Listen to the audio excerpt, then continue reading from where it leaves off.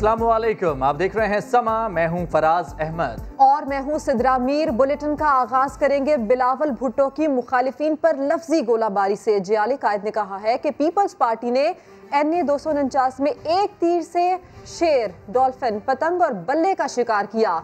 Selected हुकूमत को कराची ने मुस्तरद कर दिया। ज़िमनी इलेक्शन जीतकर कठपुतली और नालायक हुकूमत को साफ पैगाम दिया है। चेयरमैन पीपल्स पार्टी ने नून लीग को मशवरा भी दे दिया। बोले अगर नून लीग समझती है कि पीपल्स पार्टी ने धांध करके दिखाए। कराची के अवाम को, कराची के शहरी को शुक्रिया कि आपने पाकिस्तान पीपल्स पार्टी में एतमाद करते हुए NA 249 की बाई इलेक्शन में पाकिस्तान पीपल्स पार्टी के उम्मीदवार को तारीखी कामयाबी इस बाई इलेक्शन में दिलवा के साफ पैगाम भेजा इस कठपुतली नालायक नाअहल हुकूमत को कि सिलेक्टेड हुकूमत कराची के अवाम ने रिजेक्ट कर लिया है। कोई ये साबित नहीं कर सकता है कि पाकिस्तान पीपल्स पार्टी ने कोई धांधली की, और अगर ये इल्ज़ाम कोई लगा रहा है तो उनको साबित करना चाहिए। मैं काफ़ी सुन रहा था कि 10 का 2, 10 का 2, 10 का 2, तो 10 का की तरह कहाँ था वो फायरिंग शायरिंग जो आप लोगों ने करवाई। तो मैं समझता हूँ कि चाहे ये कराची का बाई इलेक्शन हो या लीडर ऑफ द अपोजिशन का सेनेट में इशू हो, हमारा मुस्लिम लीग के दोस्तों को हार मारने सीखना चाहिए। इसी प्रेस कॉन्फ्रेंस पर रद्द अमल भी आ गया। शेर का शिकार करना आसान नहीं रहा। शेर को हराने के लिए जो हथकंडे आपने आजमाए उनकी दास्तान भी सामने आने वाली है। बिलावल भुट्टो की प्रेस कॉन्फ्रेंस पर मरियम नवाज का जवाबी ट्वीट लिखा, मुस्लिम लीग नून अपना और NA 249 के अवाम का हक वापस लेकर रहेगी। बक्सा चोरी और धांधली से होने वाले हर फैसले का आखिर तक मुकाबला करेंगे।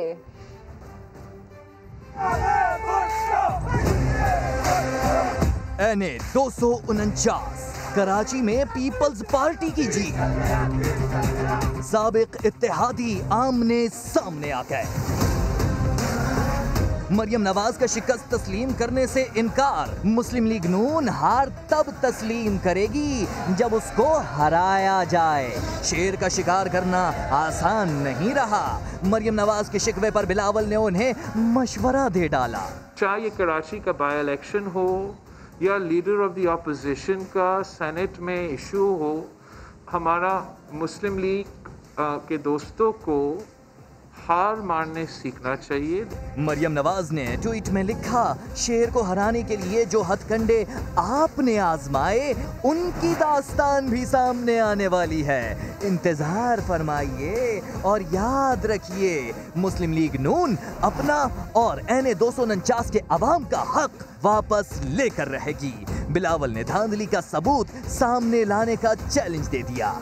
कोई ये साबित नहीं कर सकता है कि पाकिस्तान पीपल्स पार्टी ने कोई धांधली की, और अगर ये इल्ज़ाम कोई लगा रहा है तो उनको साबित करना चाहिए। मरियम नवाज ने एक और ट्वीट किया कि इलेक्शन में शिकस्त अगर आवाम के फैसले की वजह से होगी तो सरे तस्लीम खम होगा, मगर बक्सा चोरी और धांधली से होने वाले हर फैसले का आखिर तक मुकाबला किया जाएगा। चेयरमैन पीपल्स पार्टी ने सारे इल्जामात मुस्तरद कर दिए। मैं काफ़ी सुन रहा था कि 10 का 2, 10 का 2, 10 का 2, तो 10 का की तरह कहाँ था वो फायरिंग शायरिंग जो आप लोगों ने करवाए थे। नून लीग ने अब सारी उम्मीदें इलेक्शन कमीशन से लगा ली हैं। पार्टी सदर शहबाज शरीफ कहते हैं, मिफ्ताह इस्माइल के वोटों की बर्तरी कैसे कम हुई, पूरे पाकिस्तान ने देखा। यकीन है इलेक्शन कमीशन इंसाफ और शफाफियत के तकाजे पूरे करेगा। कराची में बल्दिया टाउन का मार्का हारने के बाद हुकूमती अरकान पीपल्स पार्टी पर बरस पड़े। शहबाज गिल ने शफाफ इलेक्शन के लिए इंतखाबी इस्लाहात की ख्वाहिश जाहिर कर दी। फिरदौस आशिक अवान बोली, नताइज सुबह 6 बजे तक रोक कर पीपल्स पार्टी ने जमहूरियत को ताबूत में बंद कर दिया। कराची के हल्का NA 249 बल्दिया टाउन में शिकस्त। इस्लामाबाद में मीडिया से गुफ्तगू में वजीर आजम के मुआविन खुसूसी शहबाज गिल ने दीगर जमातों को शफाफ इलेक्शन के लिए इंतखाबी इस्लाहात की दावत दे दी, मगर ये भी वाज़ेह कर दिया इसके बदले NRO नहीं मिलेगा। एक लीडर है पाकिस्तान में जिसका नाम इमरान खान है, जो पहले दिन से कह रहे हैं कि फ्री ट्रांसपेरेंट इलेक्शन करवाएं, हम हारे या जीते आए टेक्नोलॉजी लेके आते हैं, आए तमाम डिफरेंसेस एक साइड पे रखें, आइए इलेक्शन रिफॉर्म्स करते हैं, लेकिन उन रिफॉर्म्स को करने की कीमत NRO मत रखें। उधर मुआविन खुसूसी पंजाब फिरदौस आशिक अवान ने पीपल्स पार्टी पर इंतखाबी नताइज सुबह तक रोक कर धांधली का इल्जाम लगाया। सुबह 6 बजे तक रिजल्ट का आना और फिर उस सूबे की हुकूमत का कैंडिडेट का कामयाब करार दिया जाना, जमहूरियत को बड़े आसान तरीके से पीपल्स पार्टी ने कफन पहना के ताबूत में बंद कर। हुकूमती अरकान ने इस इलेक्शन में हारने वाली जमातों को खबरदार किया कि शफाफ इलेक्शन के लिए इलेक्ट्रल रिफॉर्म्स में हुकूमत का साथ दें। जब तमाम जमातें कह रही हैं कि धांधली हुई तो इलेक्शन कमीशन को जायजा लेना चाहिए। कुछ ना करके भी पीपल्स पार्टी NA 249 की निशस्त ले उड़ी। इसे कहते हैं हींग लगे ना फिटकरी और रंग भी आए चोखा। ना ही जीत की कोई तारीख, ना ही कोई कारकर्दगी, किसी इंतखाबी सर्वे में कोई नुमाया तस्करा भी नहीं, लेकिन फिर भी पीपल्स पार्टी ने NA 249 में ज़िमनी इलेक्शन अपने नाम कर लिया। पीपल्स पार्टी ने आखिरी बार 1988 में इस हल्के से कामयाबी हासिल की थी।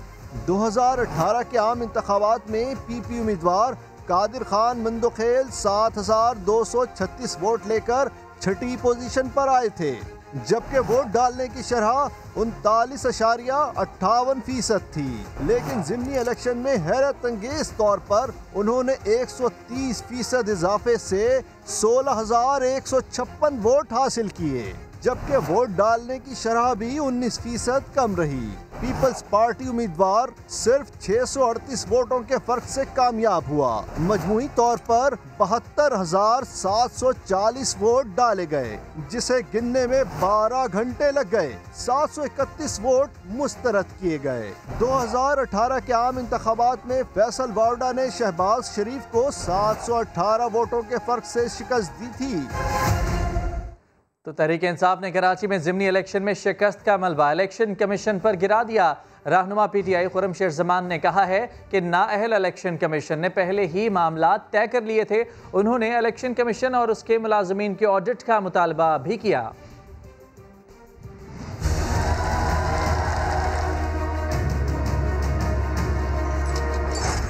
बल्दिया के अंदर तो रिजल्ट पीपल्स पार्टी का ऐसे आया है कि जैसे 14 साल से बल्दिया के इलाके के अंदर दूध की नहरें बह रही हैं। पूरा बल्दिया इस वक्त हैरान और परेशान है कि पाकिस्तान पीपल्स पार्टी कैसे जीत गई। कोई बल्दिया का एक आदमी तो सामने आए जो बताए कि बल्दिया के अंदर उसके घर में पीने का पानी आ रहा है। और हमें सुनने में आ गया था आज से 1.5 महीने पहले कि आसिफ जरदारी ने अपने मिनिस्टर्स को एक टास्क दे दिया था कि ये इलेक्शन मुझे किसी हालत में भी चाहिए। मुझे नहीं पता इन्होंने कौन से निज़ाम को इलेक्शन कमीशन में ख़रीदा। इलेक्शन कमीशन का भी ऑडिट कराया जाए। इलेक्शन कमीशन के अंदर जो लोग काम कर रहे हैं उनको भी देखा जाए कि कितनी जायदादें उनकी बन गई हैं। नाअहल इलेक्शन कमीशन है, या तो उन्होंने पहले से ही अपने मामला तय किए हुए थे जो सियासी जमात जीती है उनके साथ।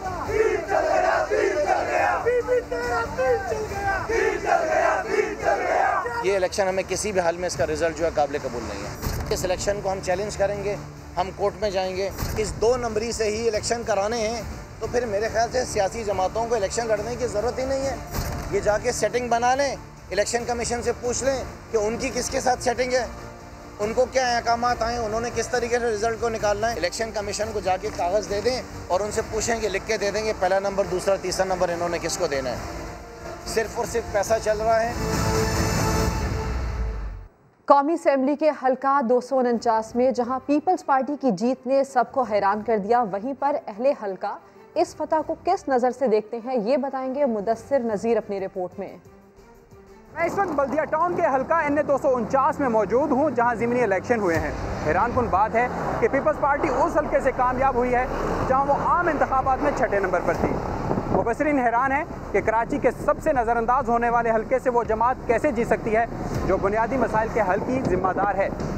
हल्के के लोग इस हवाले से क्या कहते हैं, आइए उनसे जानते हैं। PP का तो कोई तस्वुर ही नहीं था जीतने का। फिर उसके बाद कुछ पोलिंग स्टेशन ऐसे थे जिनके रिज़ल्ट सही नहीं दिए गए और उसके बाद फ़ौरन से एकदम से रातों रात रिज़ल्ट चेंज हो गया। इन्होंने इलेक्शन से पहले जो छोटे मोटे काम होते हैं, गलियों की सेवरेज लाइन, पैचेस वगैरह और पानी वगैरह की छोटी मोटी लाइन्स हैं, वो सही कराई हैं। इसके अलावा इसी वजह से पीपल्स पार्टी को वोट पड़ा है। पीपल्स पार्टी ये सीट ले गए, हमें बड़ी खुशी है। पानी भी मिलेगा, हमें सब कुछ मिलेगा। अब तक तो हमारे इलाके में न पानी था, न बिजली थी, कुछ भी नहीं था। 13 साल से तो हम देख रहे हैं, कुछ भी नहीं हो रहा है। हम क्या उम्मीद रखेंगे? सारे ऊपर वालों का काम है, इस पर हम कुछ भी नहीं बोल सकते। वोटर्स तो पीपल्स पार्टी की जीत पर हैरान हैं ही। अब सियासी जमातें भी इस ज़िमनी इलेक्शन पर तशवीश का इजहार कर रही हैं। कैमरामैन मोहम्मद कामरान के साथ मुदस्सिर नज़ीर, समा, कराची। सिंध असम्बली इजलास में हुक्मरान जमात ने कराची के हल्का 249 के ज़िमनी इंतखाब में शिकस्त पर PTI पर तंज के तीर बरसाए। पीपल्स पार्टी रुकन मुमताज़ जखरानी और PTI रुकन ने एक दूसरे को नशिस्त छोड़कर दोबारा इलेक्शन लड़ने का चैलेंज दे दिया। वफाकी हुकूमत के इत्तेहादी GDA रुकन राजिक रहमो भी वफाक पर बरस पड़े। संजय साधवानी की रिपोर्ट देखिए। कौमी असम्बली की नशिस्त पर ज़िमनी इंतखाब की गूंज सिंध असम्बली में भी सुनाई दी। पीपल्स पार्टी अरकान ने PTI पर तंज के तीर बरसाए, बोले आपका तो नंबर ही नहीं आया। ऐवान कह कहों से गूंज उठा। कल की इलेक्शन में आपका कोई मुकाबला ही नहीं था, कहाँ 1 नंबर कहाँ 6ठा नंबर, फिर आपको बहस जो नहीं करें बात करेंगे। PPP और PTI के अरकान मुमताज जाखरानी और जमाल सिद्दीकी ने एक दूसरे को दोबारा इलेक्शन लड़ने का चैलेंज दे दिया। शर्म है, गैरत है, हिम्मत है तो इस्तीफा, झूठा वादा मत करो। मेरे मैं कर चुका हूँ, मैं पार्टी करेगी, मैं तैयार हूँ। ठीक है पार्टी मैं री-इलेक्शन के लिए तैयार हूँ। ये भी मुकाबला करें, मैं भी मुकाबला करता हूँ। GDA रुकन रज़ाक राहिमो भी वफाकी हुकूमत पर फट पड़े और बोले कि थर वालों से भी वादे पूरे नहीं किए गए। प्राइम मिनिस्टर साहब 1 बिलियन रुपीस स्कीम्स की ऐलान करके गए, स्पेशली पानी के लिए थर पार करके। वो मार्च 2019 में PM साहब आए थे, आज 21 का अप्रैल है, 2 साल कंप्लीट हुए हैं, लेकिन वो वायदा वफा नहीं हुआ। नोक झोंक और शिकवे शिकायत के बाद सिंध असम्बली का इजलास पीर तक मुलतवी कर दिया गया। कैमरामैन कामरानुद्दीन और मोहसिन अली के साथ संजय साधवानी, समा, कराची। तो जनाब, जीत का जश्न, बहुत शुक्रिया, एन नवाजिश, ये सब तो हो गया, मगर कराची वाले चाहते क्या हैं, कहते क्या हैं, एक नज़र वो भी देखिए।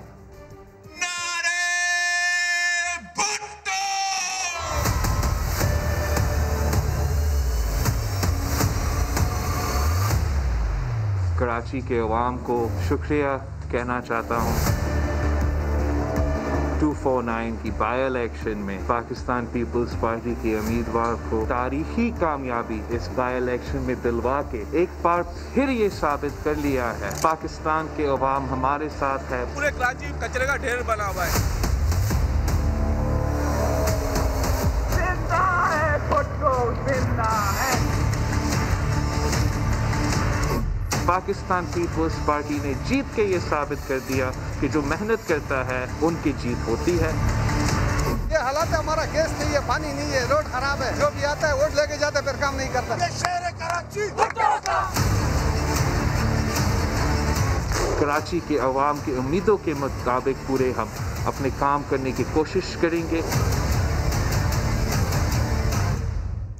जो चोरी करके पैसा बाहर ले जाते हैं वो मुल्क के सबसे बड़े गद्दार हैं। ये लोग सिर्फ वो काम करते हैं जिससे वोट मिल जाए। वज़ीर-ए-आज़म का गिलगित बल्तिस्तान में खिताब, एतराफ़ किया कि मुझसे भी बड़े बड़े गलत फैसले हो जाते हैं, सोचता हूँ फ़लाँ शख्स या किसी और को वज़ीर बना देता तो अच्छा होता। ये भी कहा खालिद खुर्शीद को वज़ीर आला गिलगित बल्तिस्तान बनाकर एक सही फ़ैसला किया। इससे बड़े बड़े गलत फैसले भी हो जाते हैं। टिकट्स देने में भी मैं जब देखता हूँ माजी में तो मैं समझता हूँ मैंने बड़ी बड़ी गलतियाँ की। सोचता हूँ कि अगर मुझे पहले मौका होता तो मैं उसको वज़ीर बना देता, इसको ना करता। ये मैं सोचता रहता हूँ सारा वक्त। मुझे जो आज बड़ी खुशी है, एक सही फैसला किया खालिद को आपका वज़ीर आला बनाने का। खालिद, आप सही तरह टूरिज्म को संभाल लें। अगर आपने ये टूरिज्म को सही तरह संभाल लिया, आप यकीन करें कि आप सेंटर से पैसा नहीं लेंगे, हम आपसे पैसा मांगा करेंगे कि जी हमें भी पैसा दो थोड़ा सा। बदकिस्मती से पॉलिटिक्स में अखलाकियात इतनी गिर चुकी हैं कि इसको कोई करप्शन नहीं समझता। यहाँ से पैसा चोरी कर के मुल्क से बाहर लेके जाते हैं। जब आपके ताकतवर चोरी करते हैं, मुल्क के सरबराह, वजीर आजम, वजीर, तकड़े लोग, ताकतवर लोग चोरी करते हैं, वो मुल्क को तबाह कर देते हैं। तो जब तक एक माशरा उन लोगों को कानून के नीचे नहीं लेके आता, उनका एहतसाब नहीं करता, छोटे छोटे लोगों का एहतसाब करना, पटवारियों का और ये थानेदार, इससे कोई फर्क नहीं पड़ता। हमारी नैब 20 साल से चल रही है, क्या करप्शन कब हुई है पाकिस्तान में? सिर्फ अब नैब ने बड़े बड़े लोगों के ऊपर हाथ डाला है। ये सिर्फ हमारे दौर में यहाँ भी एक करप्ट माफिया बैठा हुआ है। इससे आज़ादी लेने के लिए पूरी जद्दोजहद है। जब भी हम जीतेंगे, ये वो मुल्क बनेगा जो आज से 70 साल पहले बनना चाहिए था। वज़ीर आज़म इमरान खान ने गवर्नर बलूचिस्तान से फौरी इस्तीफ़ा तलब कर लिया। अमानुल्लाह खान यासीन जई को फौरी ओहदा छोड़ने की हिदायत कर दी। खत में लिखा, सियासी हालात का तकाजा है किसी नए शख्स को गवर्नर मुकर्रर करूं। नए गवर्नर के लिए मुशावरत का अमल शुरू कर दिया गया। उस्मान खान की रिपोर्ट। वफाक के बाद तब्दीली ने बलूचिस्तान का रुख कर लिया। 2.5 साल बाद सूबे में वफाक का नुमाइंदा तब्दील करने का फैसला। वजीर आजम ने गवर्नर बलूचिस्तान को ओहदा छोड़ने की हिदायत कर दी। वजीर आजम ने खत लिखकर governor Balochistan justice retired Amanullah Yasin जई से इस्तीफा मांग लिया। लिखा, आपकी कारकर्दगी पर कोई मनफी तासुर नहीं रखता, लेकिन सियासी हालात का तकाजा है कि किसी नए शख्स को गवर्नर मुकर्रर करूं, लिहाजा फौरी तौर पर ओहदे से अलग हो जाएं। इस्तीफा मौसूल होने पर नया गवर्नर मुकर्रर किया जाएगा। ताहम जराए का कहना है कि नए गवर्नर बलूचिस्तान के लिए तहरीक इंसाफ के सूबाई रहनुमा ज़हूर आगा, डॉक्टर फैज काकड़ और नसीबुल्लाह बाज़ई के नामों पर मशावरत जारी है। सूबाई पार्लिमानी पार्टी की जानिब से भी वज़ीर आज़म को नाम भिजवाए जाएंगे। इम्कान है कि आइंदा हफ्ते बलूचिस्तान के नए गवर्नर का तकर्रुर कर दिया जाएगा। उस्मान खान, समा, इस्लामाबाद।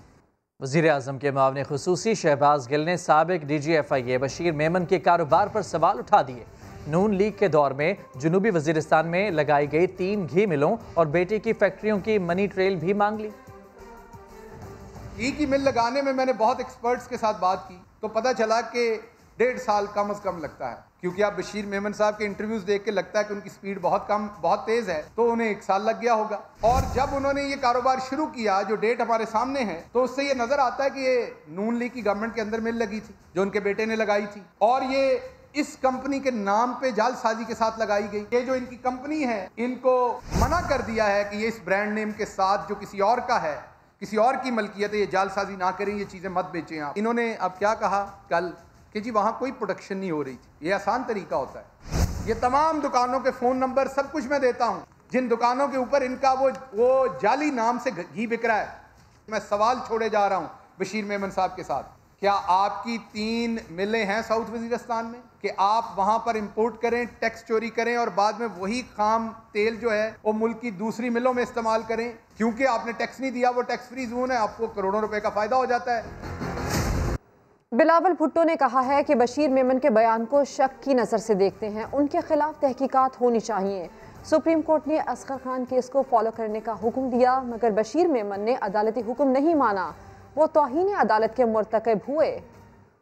सुप्रीम कोर्ट की तरफ से बशीर मेमन साहब का काम जो FIA में था वो ये था कि उसको असगर खान केस का इन्वेस्टिगेट करना चाहिए था। मगर असगर खान केस का पीछा करने के बजाय वो मेरा लॉन्ड्री का बिल और मेरा नाश्ता का बिल का पीछे करना शुरू कर दिया। अगर खान साहब ने आपको इस तरीके से कोई डिक्टेशन दिया तो अच्छा ये होता कि आप उसी वक्त TV पे आके कहता कि मैं तो बड़ा ऑनरेबल ऑफिसर हूँ और ऑनरेबल ऑफिसर को खान साहब ने गलत डायरेक्शन दिया, मेरा ज़मीर इजाज़त नहीं देता, मैं अपना कुर्सी छोड़ रहा है।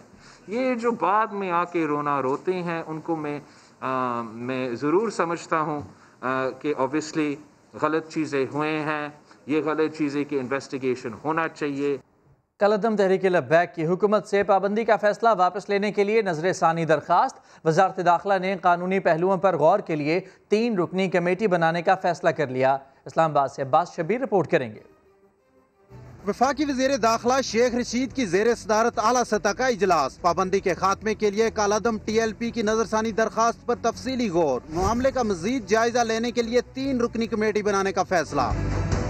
तय पाया कि सीनियर अफसरान पर मुश्तमिल 3 रुकनी कमेटी कालादम TLP की दरखास्त का जायजा लेगी। वजारत दाखिला के साथ वजारत कानून को भी कमेटी में नुमाइंदगी देने पर इतफाक। कमेटी तमाम कानूनी पहलुओं को देखेगी। कालादम तहरीक लब्बैक का मौक़िफ़ है कि वो दहशतगर्द नहीं बल्कि इलेक्शन कमीशन में रजिस्टर्ड सियासी जमातें हैं। हुकूमत इंसदाद दहशतगर्दी एक्ट के तहत पाबंदी के फैसले पर नजरसानी करे।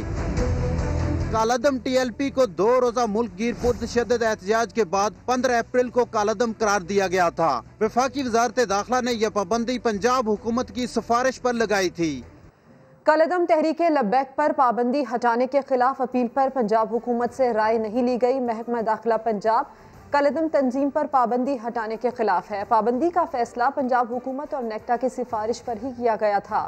लाहौर से नई मशरफ बट रिपोर्ट करेंगे। कालादम तहरीक लब्बैक पर पाबंदी का मामला। वफाकी वज़ीर दाखिला की जानिब से पंजाब हुकूमत से कालादम तंजीम पर पाबंदी के खिलाफ अपील पर राय नहीं ली। ज़राए के मुताबिक महकमा दाखिला पंजाब कालादम तंजीम से पाबंदी हटाने के खिलाफ है और चंद रोज कबल पंजाब हुकूमत और नेक्टा की सिफारिश पर ही मुतलका जमात पर पाबंदी लगाई गई थी। पंजाब हुकूमत की आला शख्सियत ने समा को बताया है कि कालादम तंजीम से हुकूमती कमेटी के मुआहदे में पाबंदी हटाने का तय नहीं हुआ था। नई मशरफ बट, समा, लाहौर। वज़ीर आज़म इमरान खान का बड़ा ऐलान। कहा CPAC मंसूबे हर कीमत पर मुकम्मल किए जाएंगे। नौजवान तैयार रहें, रोज़गार के बेपनाह मौक़े मिलने वाले हैं। वज़ीर आज़म की ज़ेर सदारत CPAC मंसूबों पर जायज़ा इजलास हुआ जिसमें army chief general Qamar Javed Bajwa और वफाकी वज़रा ने शिरकत की। वज़ीर आज़म ने कहा कि CPAC पाक चीन मजबूत ताल्लुकात का मजहर और हमारी तरक्याती हिकमत अमली का अहम जुज़ साबित होगा। मौजूदा हुकूमत खुसूसी इकनॉमिक जोन के क़याम पर भी तवज्जो दे रही है। अब आवाम के लिए अच्छी खबर। वज़ीर आज़म इमरान खान ने पेट्रोलियम मसनूआत की कीमतों में इजाफे के लिए ओगरा की समरी मुस्तरद कर दी। पेट्रोलियम मसनूआत की कीमतें अगले 15 दिन के लिए बरकरार रखने का फैसला किया गया है। वज़ारत ख़जाना के मुताबिक रमज़ान में अवामी रिलीफ के लिए कीमतें ना बढ़ाने का फैसला किया गया। कीमतें ना बढ़ाने से रेवेन्यू पर 4.8 अरब रुपए का असर पड़ेगा। बासानी दस्तयाब है। बेहतर है हम यही मास्क पहने, कहीं हमें ये मास्क ना पहनना पड़ जाए।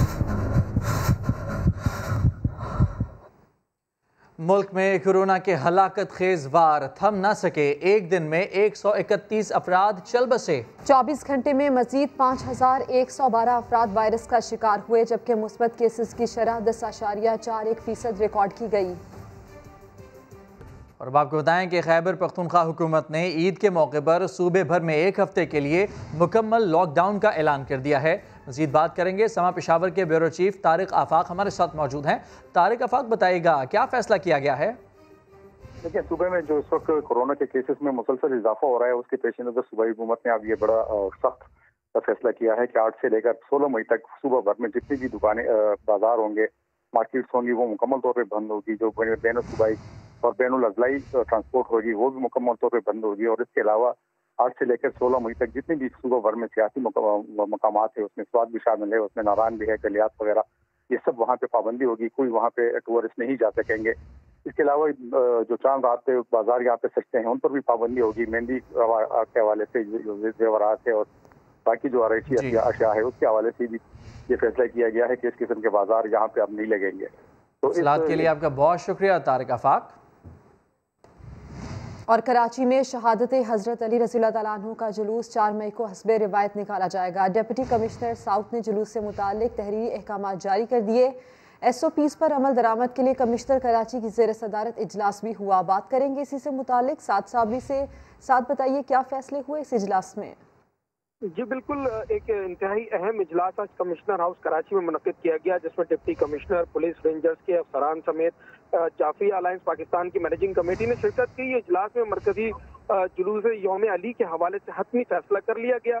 हर साल की तरह इस साल भी जो यौम अली का मरकजी जुलूस है वो हस्बे रिवायत निकाला जाएगा। 4 मई को यौम अली का जुलूस निकाला जाएगा। जो डिप्टी कमिश्नर साउथ हैं उनकी जानिब से एक तहरीरी अहकामात भी जारी कर दिए गए हैं, जिसमें जुलूस की निगरानी के हवाले से जो जिले के तमाम असिस्टेंट कमिश्नर हैं उनकी जिम्मेदारियों का भी तयन कर दिया गया है कि जुलूस के हेड टेल और दीगर मकामात पर किन किन अफसरान तमाम इंतजाम कर लिए गए हैं। साथ तफसील के लिए शुक्रिया। और अब खबर देंगे आपको भारत से, जहां कोरोना की सूरत हाल बिगड़ती जा रही है, मगर मोदी सरकार आवाम को ऑक्सीजन तक नहीं दे पा रही। गुज़िश्ता 24 घंटे में मजीद 3,86,000 केसेस रिपोर्ट हुए। ब्रेक के बाद होंगी हेडलाइंस। देखते रहिए समा।